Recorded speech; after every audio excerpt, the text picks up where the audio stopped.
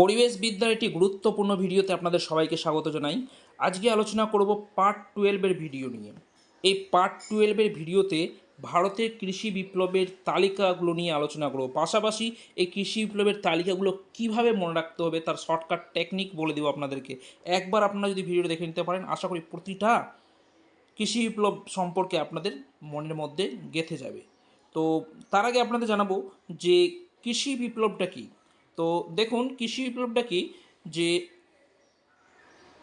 বিজ্ঞানের জ্ঞানকে কাজে লাগিয়ে প্রযুক্তির দ্বারা নতুন সব কৃষি যন্ত্রের উদ্ভাবন এবং কৃষিকাজের যান্ত্রিকরণ করেছেন, ফলে কৃষির ব্যাপক অগ্রগতি ঘটেছে, যাকে কৃষি বিপ্লব বলা হয়ে থাকে।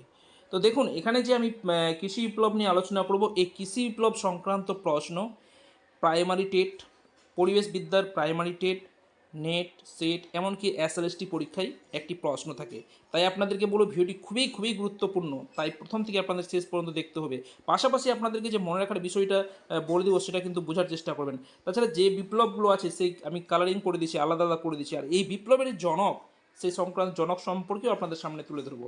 তো দেখুন, তো আপনাদের বলে রাখি যে এই কৃষি বিপ্লবটা কি বললাম, যে বিজ্ঞানের জ্ঞানকে কাজে লাগিয়ে প্রযুক্তিবিদরা নতুন সব কৃষি যন্ত্রের উদ্ভাবন এবং কৃষিকাজের যান্ত্রিকরণ করেছেন, ফলে কৃষির ব্যাপক অগ্রগতি ঘটছে, যাকে বলা হয় কৃষি বিপ্লব বলা হয়। তো এই ভারতের কিছু কিছু কৃষি বিপ্লব সম্পর্কে তালিকা আমি আপনাদের সামনে তুলে ধরছি। এই তালিকাটি দেখুন, আর এই কালারিং করে দিচ্ছি, সেটা আপনারা বোঝার চেষ্টা করুন। যেমন হচ্ছে তৈলবীজ উৎপাদন, যেটা হচ্ছে তৈলবীজ উৎপাদন কি, যেমন হচ্ছে সরিষা এবং সূর্যমুখী। তো সরিষা আর সূর্যমুখী নিয়ে কোন বিপ্লব গড়ে উঠেছে, সেটা হচ্ছে হলুদ বিপ্লব। এখানে আমি হলুদ কালার দিয়ে ইন্ডিকেট করেছি, লেখা আছে হলুদ বিপ্লব, আপনারা লিখে নেবেন ভালো করে। একটু কালারটা হয়তো ভালো করে ফুটে উঠছে না, এটা হচ্ছে হলুদ বিপ্লব। তো দেখুন, এটা মনে রাখার শর্টকাট উপায় কি, তৈলবীজ সরিষা, তো সরিষার কালার কীরকম হয়, সাধারণত হলুদ বর্ণ হয়। সূর্যমুখী ফুলের বর্ণ কীরকম হয়, হলুদ বর্ণ হয়। তাহলে সেক্ষেত্রে এটা হচ্ছে কি হলুদ বিপ্লব। আর এই হলুদ বিপ্লবের জনক বলা হয় কাকে, সেম পিত্রদাকে বলা হয় হলুদ বিপ্লবের জনক বলা হয়। সেম পিত্রদাকে হলুদ বিপ্লবের জনক বলা হয়। নেক্সট, মাছ উৎপাদন। তো মাছ কোথায় থেকে, সমুদ্র জলে, তো নদীর জলে। তো যাই হোক, তো মাছ উৎপাদন যেটা হচ্ছে নীল বিপ্লব, মাছ উৎপাদনকে বলা হচ্ছে গিয়ে নীল বিপ্লব। তো এই মাছ উৎপাদন বা নীল বিপ্লবের জনক বলা হয় ডক্টর অরুণ কৃষ্ণনকে। ডক্টর অরুণ কৃষ্ণনকে বলা হয় মাছ উৎপাদনের জনক। নেক্সট, চামড়া কোকো অপ্রচলিত পণ্য। তো চামড়া কোকো যেটা হচ্ছে বাদামি বিপ্লব নামে পরিচিত। ওকে, চামড়া কোকোর বর্ণ কিন্তু বাদামি বর্ণের হয়। তো যাই হোক, তো এই আর চামড়া সাধারণত বাদামি বর্ণের হয়ে থাকে। তো এই যে বাদামি বর্ণের, সেজন্য এটাকে বাদামি বিপ্লব বলে আখ্যা দেওয়া হয়েছে। নেক্সট, পেট্রোপণ্য। তো পেট্রোপণ্য যে সমস্ত পেট্রোলিয়াম যে সমস্ত পণ্য, সেগুলো বর্ণ কীরকম হয়, কালো বর্ণ। তো দেখুন, এই পেট্রোলের বর্ণ হচ্ছে কালো, প্রায় কালো টাইপের একটু। তো সেই জন্য কালো বিপ্লব বলা হয়, অর্থাৎ ব্ল্যাক রিভলিউশন বলা হয় তাকে। নেক্সট, পাট উৎপাদন। তো পাট উৎপাদনকে বলা হয় সোনালী তন্তু বিপ্লব। সোনালী পাটকে সোনালী তন্তু বলা হয়, তাহলে এটা হচ্ছে সোনালী তন্তু বিপ্লব। নেক্সট কি আছে, মধু ফুল উৎপাদন, হর্টিকালচার উন্নয়ন, সেটা হচ্ছে সোনালী বিপ্লব। তো মধুর বর্ণ কীরকম, প্রায় সোনালী টাইপের।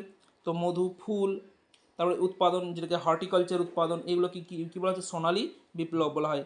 এটার জনক, সোনালী বিপ্লবের জনক বলা হয় নিফাক টুতেজকে বলা হয়। নিফাক টুতেজকে বলা হয় সোনালী বিপ্লবের জনক। নেক্সট যেটা হচ্ছে পেঁয়াজ উৎপাদন, ফার্মাসিউটিক্যালস, তারপর চিংড়ি উৎপাদন, সেটাকে বলা হচ্ছে গোলাপি বিপ্লব বলা হয়। তো পেঁয়াজ প্রায় গোলাপি বর্ণের, তারপরে চিংড়ি তো সাদা বর্ণের হয়, কিন্তু চিংড়ি যখন রান্না করা হয়, প্রায় রান্না করার পরে কী হয়, সেটা গোলাপি বর্ণ ধারণ করে। তো সেটা মনে রাখতে পারেন, যেভাবে আপনার মনে রাখতে সুবিধা হয় সেভাবে মনে রাখতে পারেন, কিন্তু উত্তরটা আপনাদেরকে সঠিক করতে হবে। সেটা হচ্ছে কি গোলাপি বিপ্লব নামে পরিচিত। তো এই যে গোলাপি বিপ্লব, এর জনক বলা হয় দুর্গেশ প্যাটেলকে বলা হয় গোলাপি বিপ্লবের জনক বলা হয়। নেক্সট কি আছে, ডিম উৎপাদন, মুরগি উৎপাদন, এটাকে বলে রূপালী বিপ্লব বলা হয়। তো ডিমের বর্ণ কীরকম, রূপোর মতো, সাদা ঝকঝকে রূপোর মতো। তো তাছাড়া কি, মুরগি সাধারণত যেটা আমরা ব্রয়লার মুরগি, সেটা দেখতে কীরকম হয়, সাদা বর্ণের হয়। তো সেই জন্য রূপালী বিপ্লব বলা হয়, রূপালী বিপ্লব বলা হয়। তো রূপালী বিপ্লবের জনক যেটাকে ইন্দিরা গান্ধীকে বলা হয়। তো এই বিপ্লবের মাতা বলা হয় ইন্দিরা গান্ধীকে। এটুকু আপনারা ভালো করে মনে রাখবেন যে রূপলী বিপ্লবের মাতা কাকে বলা হয়, সেটা হচ্ছে শ্রীমতী ইন্দিরা গান্ধী। নেক্সট, তুলা উৎপাদন, তো তুলা বর্ণ কীরকম হয়? সাদা, এটাও রূপর মতো, এটাকেও বলা হয় রূপালী বিপ্লব। রূপালী বিপ্লব, তন্তু বিপ্লব, রূপালী তন্তু বিপ্লব, এটুকু মনে রাখবেন। এর মধ্যে পার্থক্য আছে, ডিম উৎপাদন, মুরগি উৎপাদন সেটা হচ্ছে রূপালী বিপ্লব, আর এটা হচ্ছে তুলা উৎপাদন, সেটা হচ্ছে রূপালী তন্তু বিপ্লব। ওকে, নেক্সট হচ্ছে কি সারের উৎপাদন। তো সারের উৎপাদন যেটা সারকে সেটা ধূসর বিপ্লব বলা হয়। সারের উৎপাদন কী বলা হয়? ধূসর বিপ্লব বলা হয়। নেক্সট মাংস উৎপাদন, টমেটো উৎপাদন। তো মাংসের বর্ণ কী হয়? মাংস কাটলে কী হয়? মাংস থেকে রক্ত বার হয়, তো রক্ত লাল। টমেটো কীরকম? লাল বর্ণ দেখতে হয়। তো এটা হচ্ছে লাল বিপ্লব বা রেড রিভলিউশন। এর যে জনক সেটা হচ্ছে বিশাল তেওয়ারি। বিশাল তেওয়ারিকে বলা হয় লাল বিপ্লবের জনক বলা হয়। নেক্সট আলু উৎপাদন। তো আলু উৎপাদন যেটা হচ্ছে, আলু কীরকম দেখতে হয়? তো আলু দেখতে হয় গোল গোল, অর্থাৎ সেটাকে রাউন্ড রিভলিউশন বা বৃত্তাকার বিপ্লব বলা হয়, বা গোল বিপ্লব বলা হয় আলুর উৎপাদনকে। অর্থাৎ আলুর উৎপাদনকে বলা হয় বৃত্তাকার বিপ্লব বা গোল বিপ্লব বলা হয়। নেক্সট হচ্ছে খাদ্য শস্য উৎপাদন। তো খাদ্য শস্য অর্থাৎ সবুজ খাদ্যশস্যের বর্ণ কি? সবুজ রঙের হয়। তো খাদ্য শস্য উৎপাদন সেটা হচ্ছে সবুজ বিপ্লব, সেটা সাধারণত গম উৎপাদনের সঙ্গে জড়িত। সেটা তার বিপ্লব, এই বিপ্লবের জন্য বলা হয় এম এস স্বামীনাথনকে বলা হয়। কাকে বলা হয়? এম এস স্বামীনাথনকে বলা হয়।